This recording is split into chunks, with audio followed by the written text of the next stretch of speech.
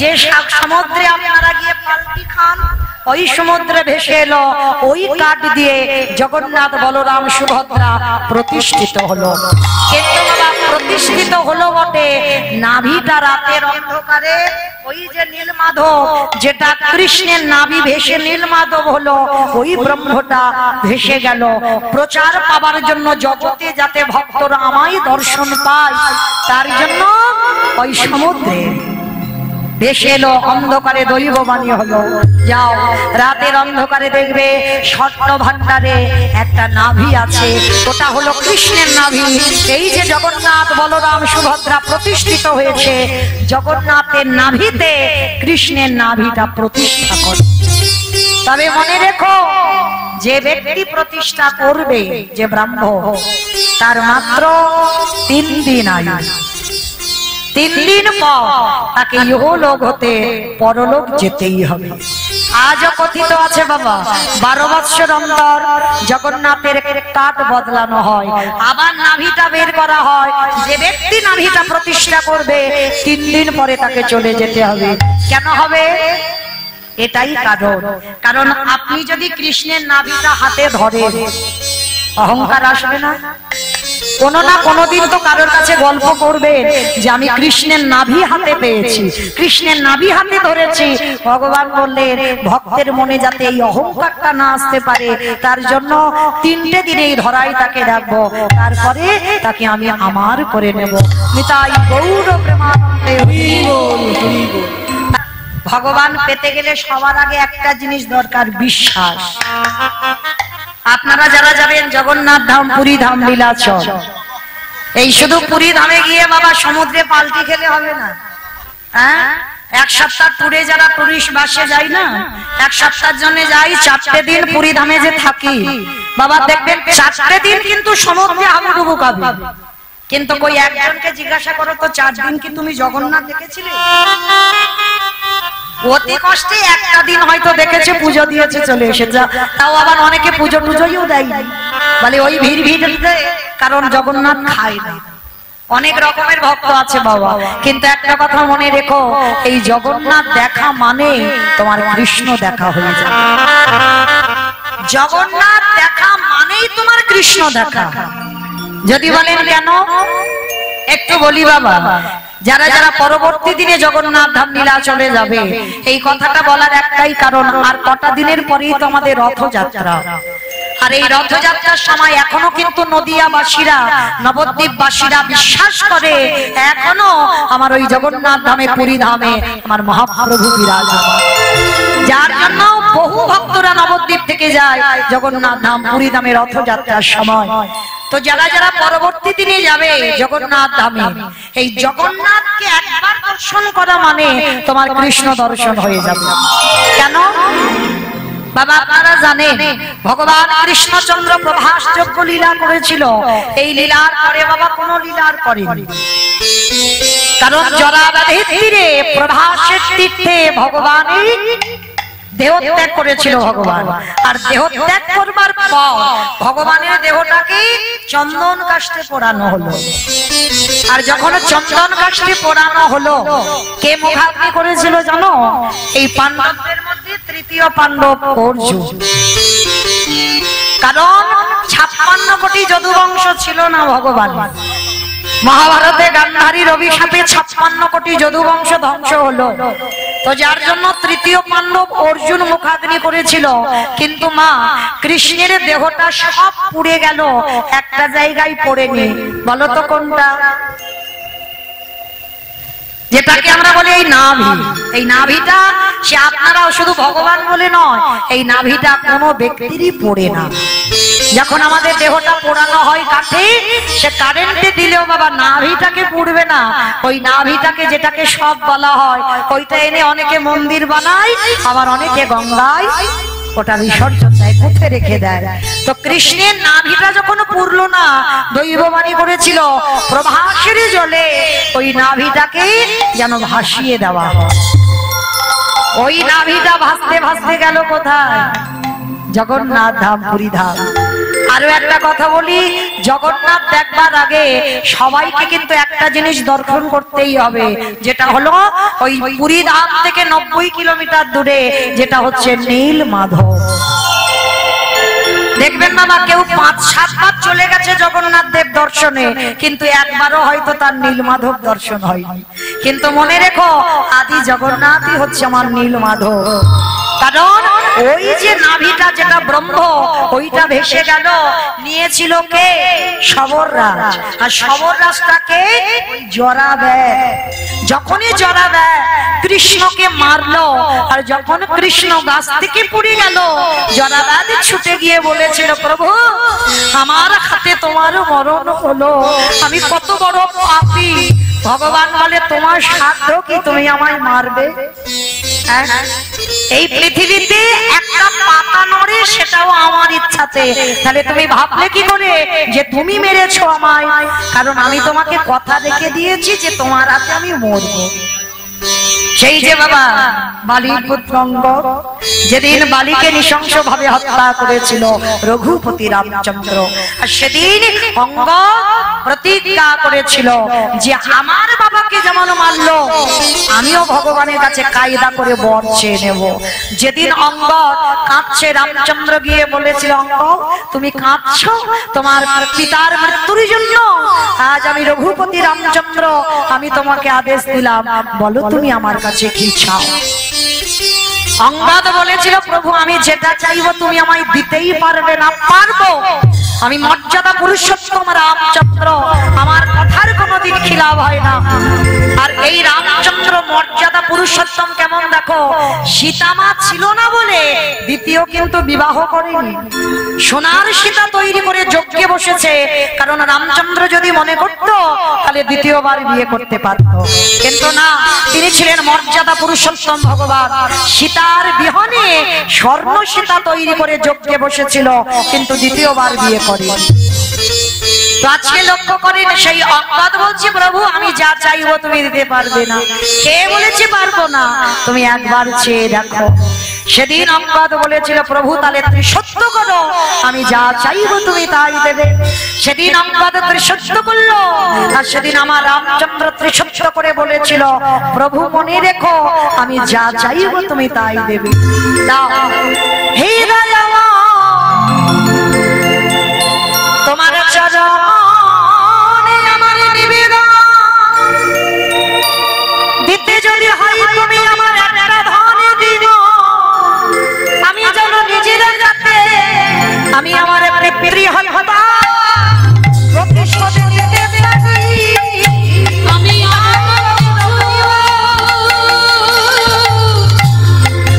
চাই না দয়াল, আমি যেন নিজের হাতে প্রতিশোধ নিতে পারি। চমকে উঠল আমার রামচন্দ্র, তুমি পিতৃ হত্যার প্রতিশোধ নিতে চাও? হ্যাঁ প্রভু, আমি চাই যে আমার বাবাকে মেরেছে আমি নিজের হাতে তাকে হত্যা করব। রামচন্দ্র বলল, দেখো আমার জন্মের আগে বাল্মীকি রামায়ণ তৈরি করে দিয়েছে, তোমার হাতে আমারও মরণ হবে না।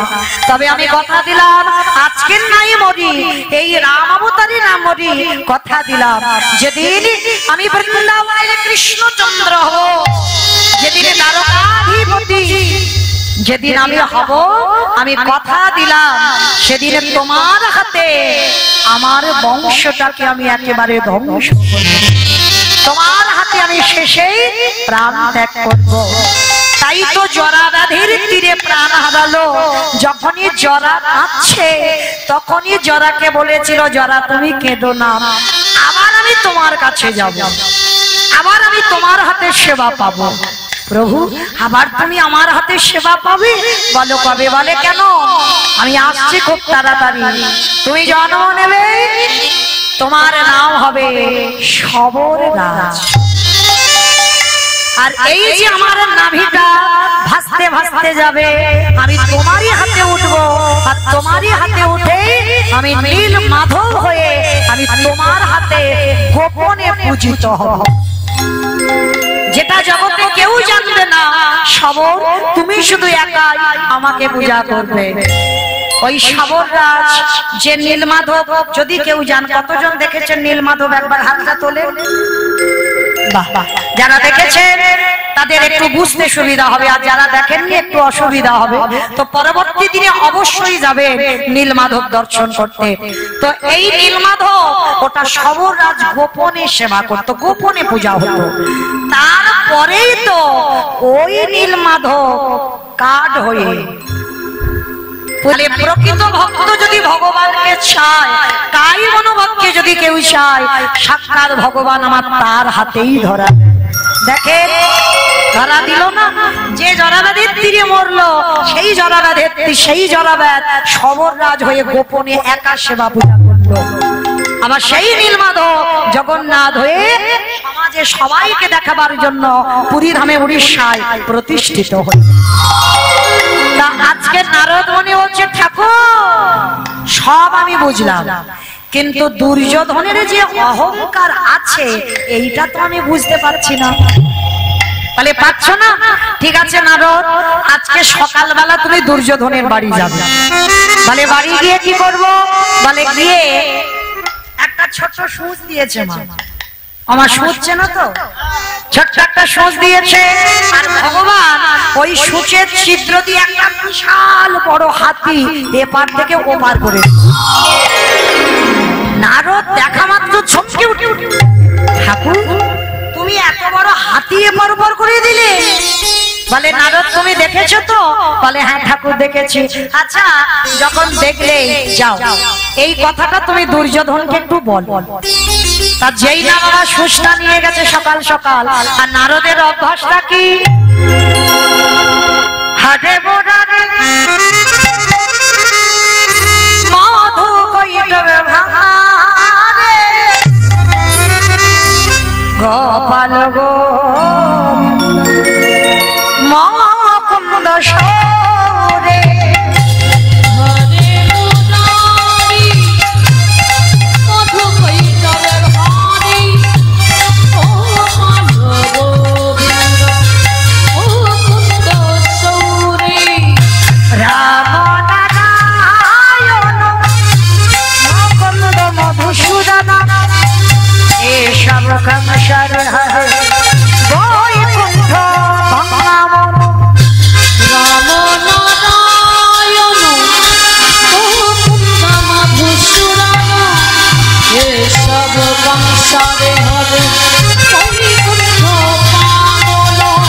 যোগে শুনা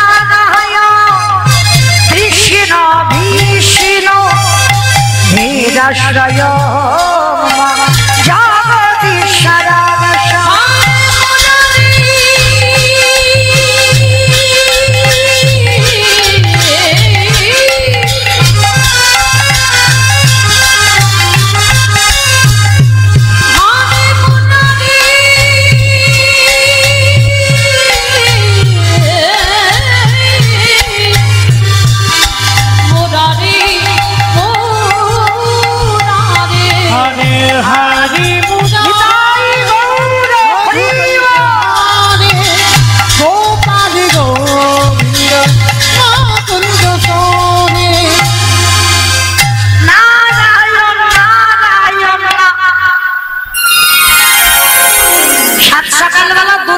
বাড়ি এসেছে, এসে ডাক দিচ্ছে দুর্যোধন।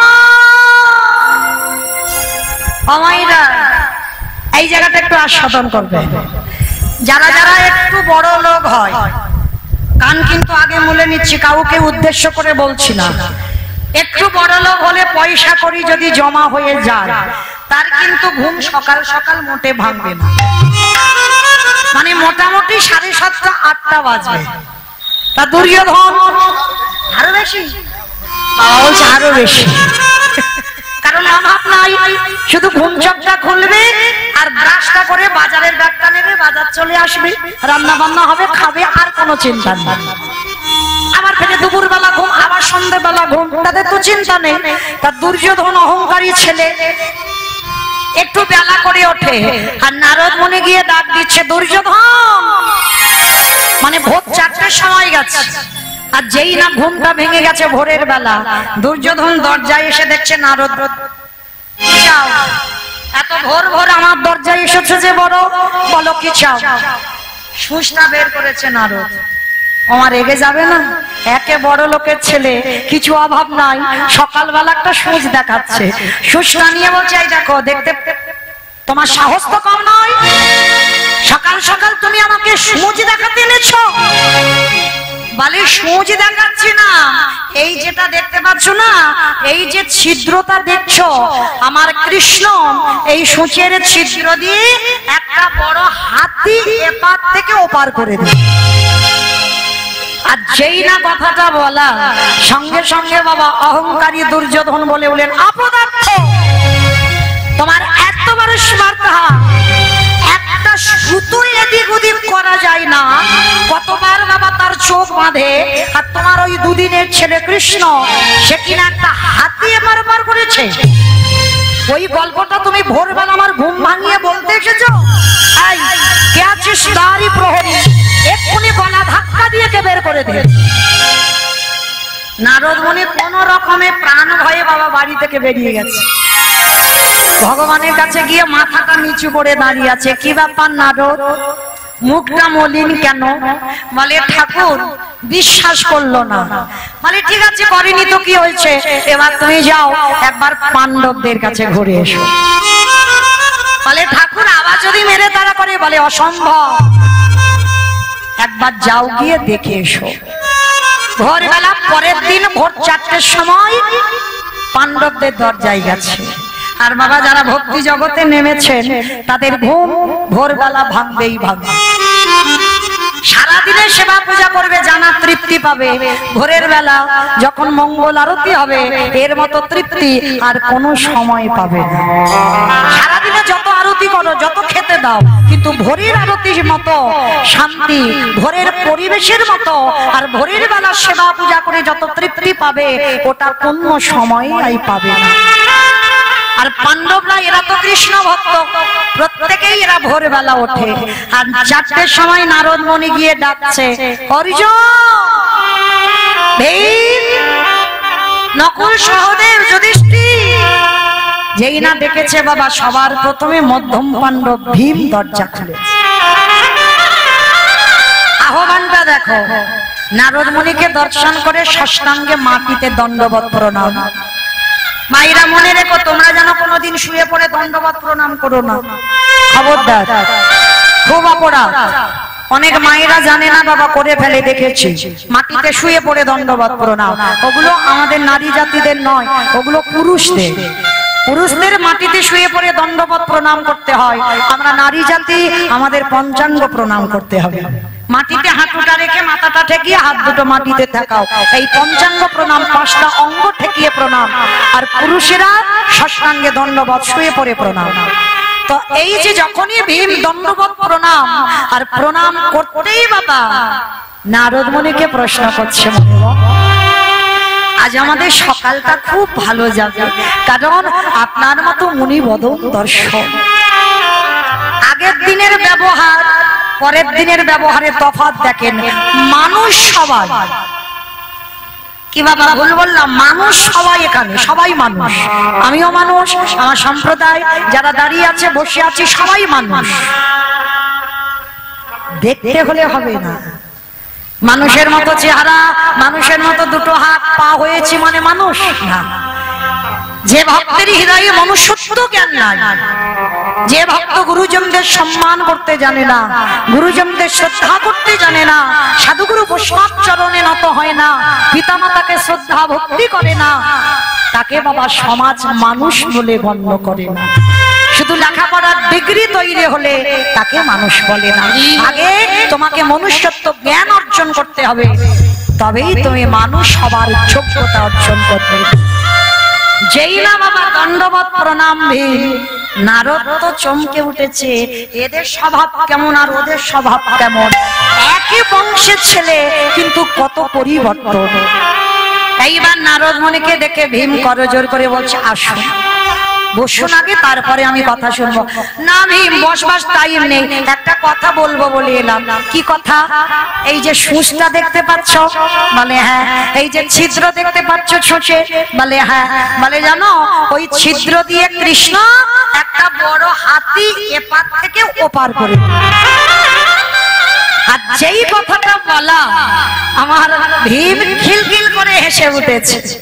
বলে না গো, সকাল সকাল তুমি তোমার হাসির গল্প শোনাচ্ছ। কি ব্যাপার হলো? আমি বললাম একটা হাতি ছিদ্রের এপার ওপার হয়েছে, এটা হাসির কথা? বলে হাসির কথা নয়, হে মনে বল, আমার কৃষ্ণ যদি মনে করে, আমার কৃষ্ণ যদি মনে করে, শুধু একটা হাতি এপারে ওপারে করে না, আমার কৃষ্ণ যদি মনে করে এই গোটা ব্রহ্মাণ্ডকে এদিক ওদিক করিতে পারে, তাই আমার কৃষ্ণ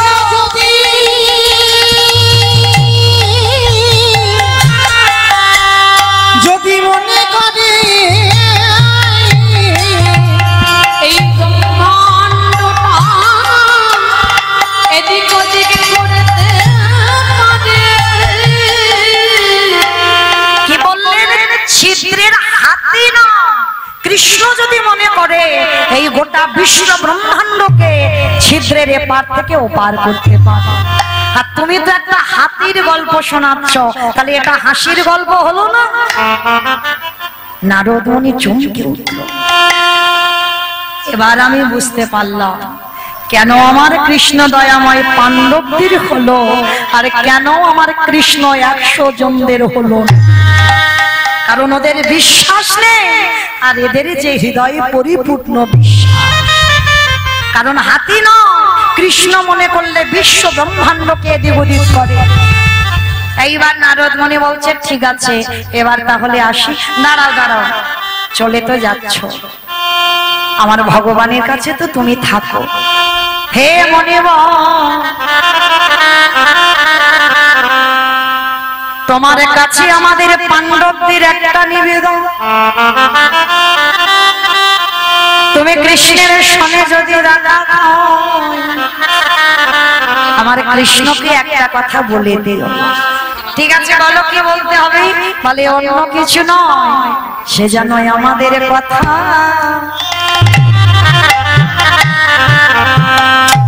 যেন ভুলে না। বলি আর তো কিছু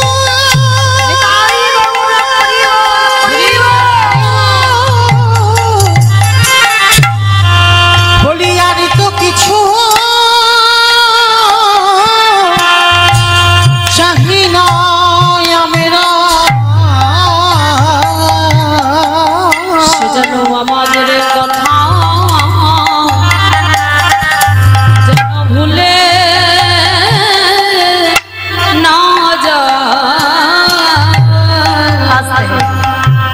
না আপনারা আমরা তো ভগবানের কাছে চাই, ঠাকুর এটা দাও, ঠাকুর ওটা দাও, ঠাকুর ছেলে ভালো থাকুক, স্বামী ভালো থাকুক, চাকরি হোক, এগুলো চাই।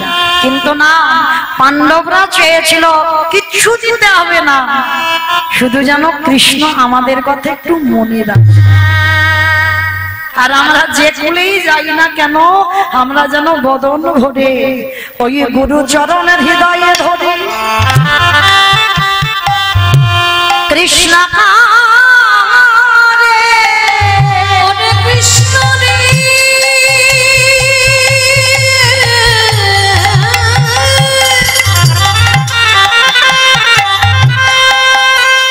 একবারে গুরু চরণ হৃদয়ে ধরে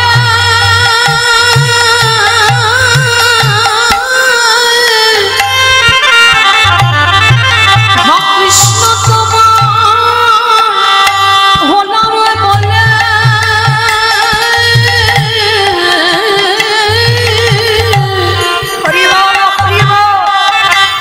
যদি ওই চরণে তার মন প্রাণ সব সপে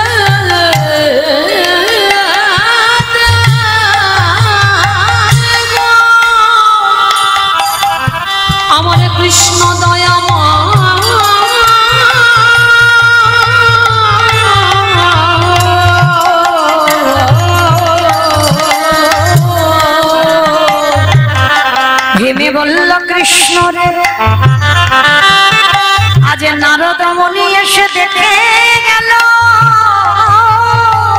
এসে দেখে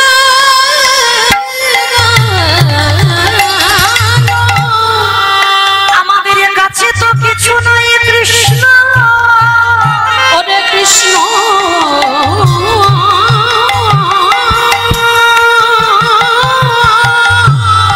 আমাদের শুধু রইল হৃদয়ে ভরা প্রেম ভক্তি,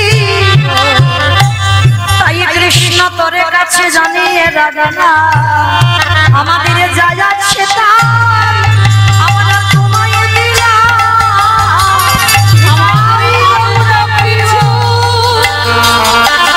ও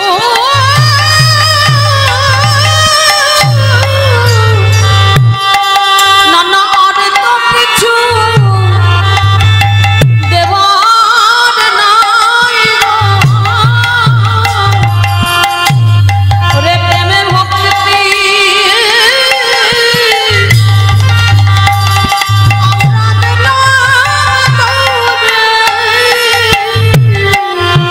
বলি তোর চরণ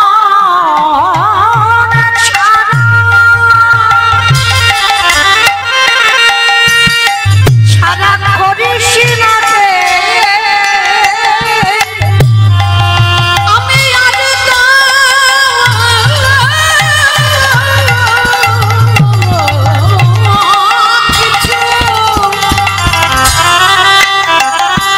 কিছু চাহি সেদিন আমার ভগবান বুঝতে পেরে গেল পাণ্ডবদের ভক্তি ছিল আর 100 জনদের ভক্তি ছিল না, তাই আজ নারদ মুনি গিয়ে বলল প্রভু তাহলে যে সম্পদ ধরলে তোমায় পাওয়া যায়, আমি নারদ আগত কলিযুগে যাব, আমার নাম হবে শ্রীবাস পণ্ডিত। প্রভু ওই শ্রীবাস পণ্ডিত হয়ে যেদিনই যাব তুমি কথা দাও, পৃথিবীতে হাজার লাখ কোটি ভক্ত থাকলেও তুমি কথা দাও আমার আঙিনায় বসে তুমি আমার সামনে তুমি এই হরিনাম সংকীর্তন গাই। তাই সেই চৈতন্য মহাপ্রভু একটা দিনে যে দিনটা ছিল বাবা একাদশী তিথি, এই যে হরিনাম যজ্ঞ আপনারা করেন আপনারা শোনেন, এই হরিবাসর প্রথম শ্রীবাস অঙ্গনে হয়েছিল একাদশী তিথিতে, যেটা হচ্ছে হরির বাসর। তো একাদশী তিথি কি হচ্ছে একাদশী তিথিতে হরির বাসর তৈরি হলো, আর সেই হরির বাসরে সারা রাত কীর্তন করে সকালবেলা প্রভু আমার প্রত্যেক দিন ভক্তদের সঙ্গে নিয়ে নগর ভ্রমণে যায়, আজও যাচ্ছে। কেমন ভাবে জানো, ওগো কামিনী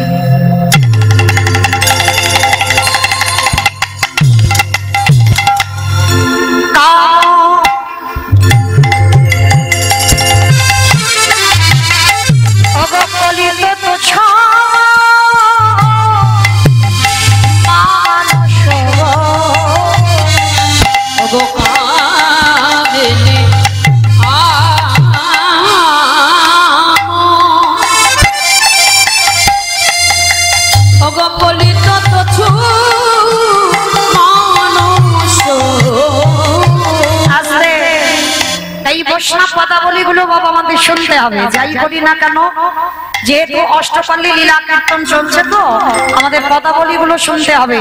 কামিনী কাম মানে কামিনী মানে নারী জাতি, তো মহাপ্রভু দুপুর বেলা ঠিক ঠিক ভর দুপুর বেলা ভগবানের অঙ্গটা কেমন, হেম মানে স্বর্ণ, ভগবানের অঙ্গ কান্তিটা যেন মা সোনার মতো, মানে হেম শয়ে অতি গোরা সমধুর হাসুতরা জগজন নয়ন আনন্দে, মানে ভগবানের অঙ্গকান্তিটা সোনার মতো।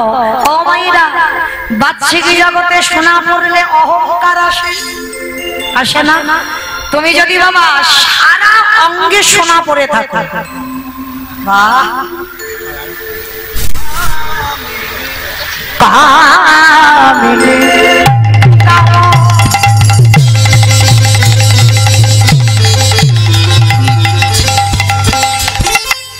কলিত তো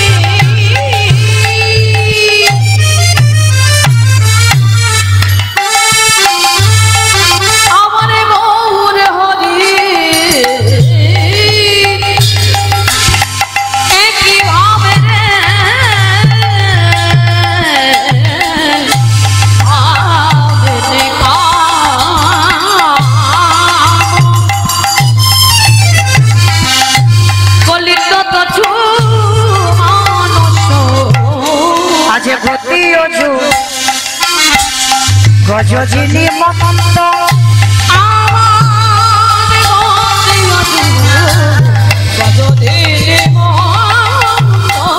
আস্তে মাতৃমণ্ডলী পিতৃমণ্ডলী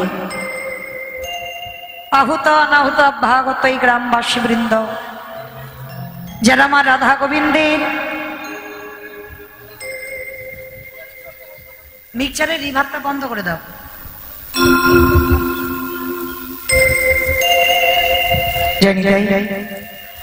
যে রাধে সবাকার চরণে রইল আমার কোটি কোটি দণ্ডবত।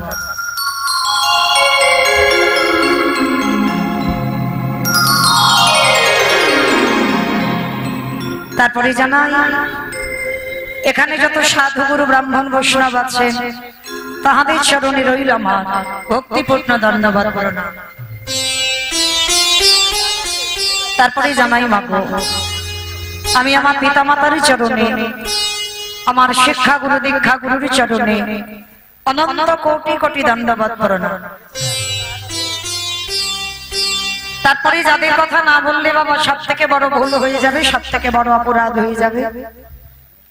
আজকের এই যে হরিনাম মহাযজ্ঞানুষ্ঠান যারা আয়োজন করেছেন, যাদের উদ্যোগে আজকের এই যে মহতী নাম যজ্ঞের অনুষ্ঠান, ভালো করে ভেবে দেখেছেন বাবা?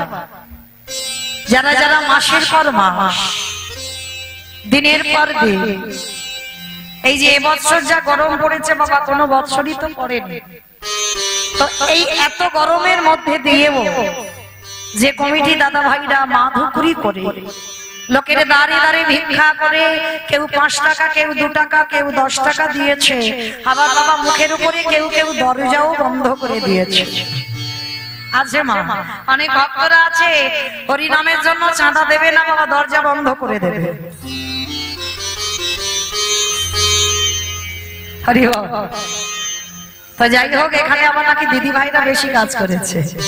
তো যাই হোক, তো সবার কথা বলছি, সে দাদা ভাই হোক আর দিদি ভাই হোক, যারা মাধুকুরি করে, যারা লোকের দাঁড়িয়ে দাঁড়িয়ে ভিক্ষা করে আজকের হরিনাম যজ্ঞের আয়োজনটা করেছে, কীর্তন জগতে সব থেকে কনিষ্ঠতম কীর্তনিয়া হয়ে আমি মৌমিতা ঘোষ আমার সম্প্রদায়ের তরফ থেকে তাদের চরণে সদ্ভাগ্য জানালাম, কোটি কোটি ধন্যবাদ প্রণাম। প্রণাম জানালাম একটাই কারণে বাবা, আগে জানতে হবে এটা কলিযুগ, আর এই কলিযুগে যাগযজ্ঞ নয়, ব্রত পূজা নয়, ধ্যান তপস্যা নয়, ওগুলো যদি নাও করো, ওগুলো যদি নাও করো তো চলে যাবে, কিন্তু মনে রেখো কলিযুগে সর্বপ্রথম একমাত্র ভব পারাপারের সম্বল হলো এই হরিনাম সংকীর্তন। হরিনাম সংকীর্তন, তাহলে এই হরি কথা কৃষ্ণ কথা যাদের উদ্যোগী আজকের নাম যজ্ঞ, তাদেরকে প্রণাম জানালাম। কেন না বাবা, যারা মাধুকরী করে হরির আসরটা চালাচ্ছে, শুধু আমি নয়, যত যত ভক্তবৃন্দ এসেছেন প্রত্যেকে ওদেরকে আশীর্বাদ দেবে, প্রত্যেকে ওদেরকে আশীর্বাদ দেবে, যেন অন্তিম সময় পর্যন্ত যেন এইভাবে গৌর গোবিন্দ চরণে মন মতি থাকে।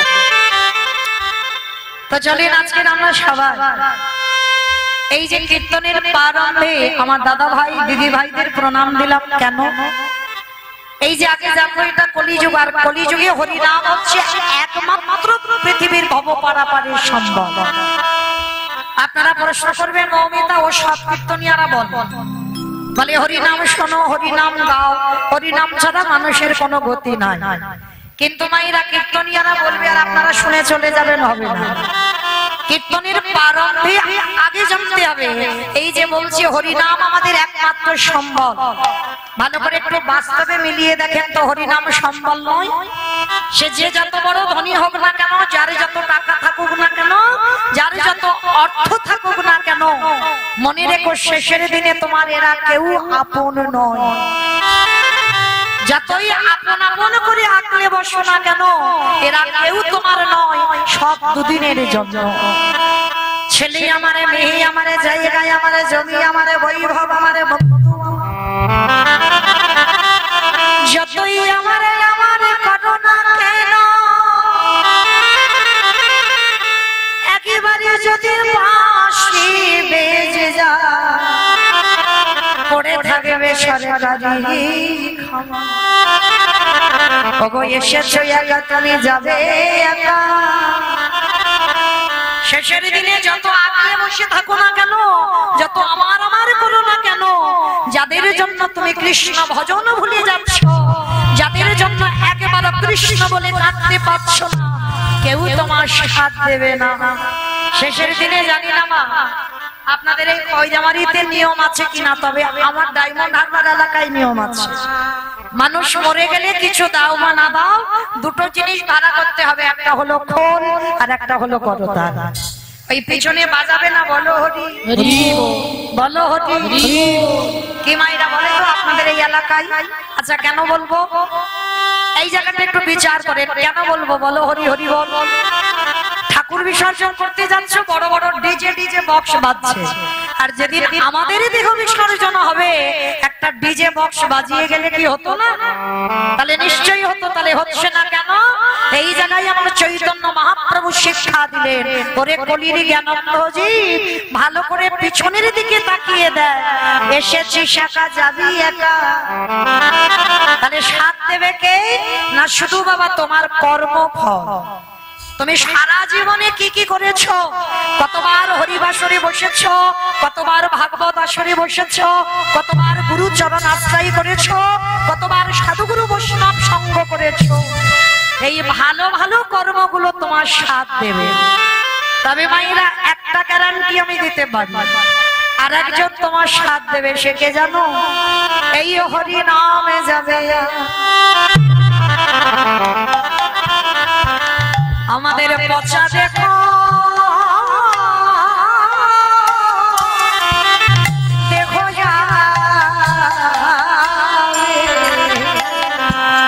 যেদিন তুমি ভাবো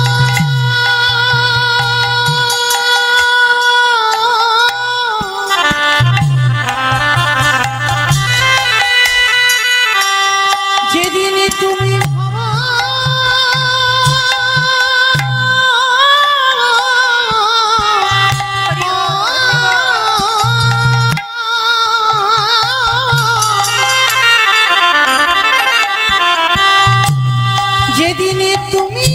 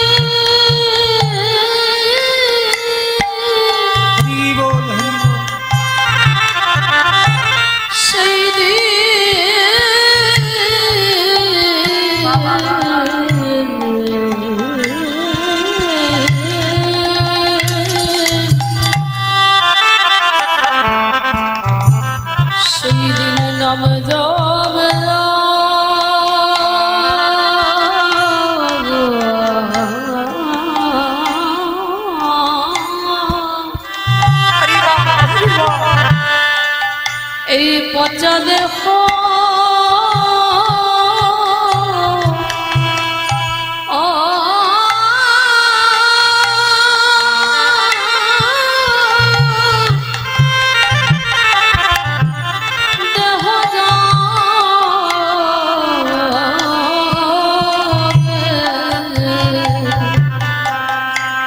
আমাদের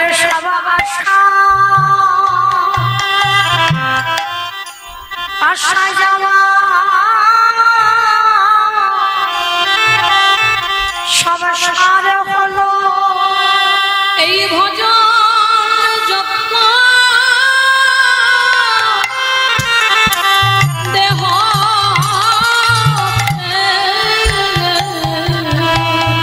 ওগো আমরা জেগে নিয়ে না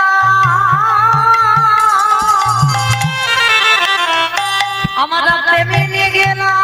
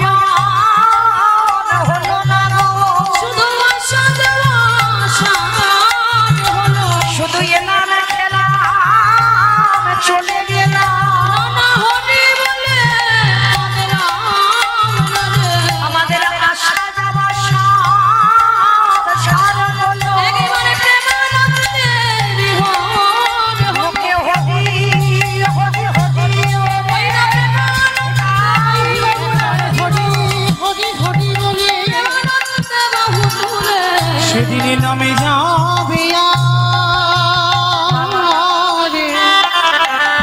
এই পচা দেহ